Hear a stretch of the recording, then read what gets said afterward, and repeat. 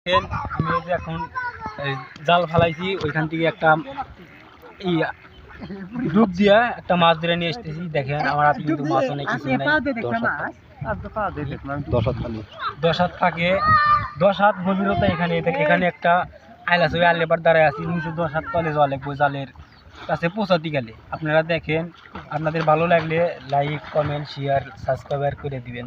আশা করি ভিডিওটা আপনাদের ভালো লাগবে।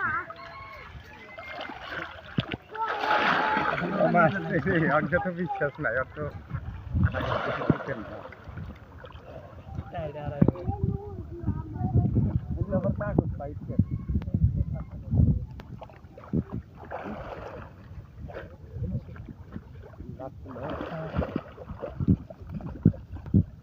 দেখেন একটা টাকি মাছ অনেক সুন্দর হা করতেছে। এই যে দাঁত সুন্দর সুন্দর, কঠিন একটা তেলেলা মাছ, খুব কষ্ট করে ধরে নিয়ে আসলাম।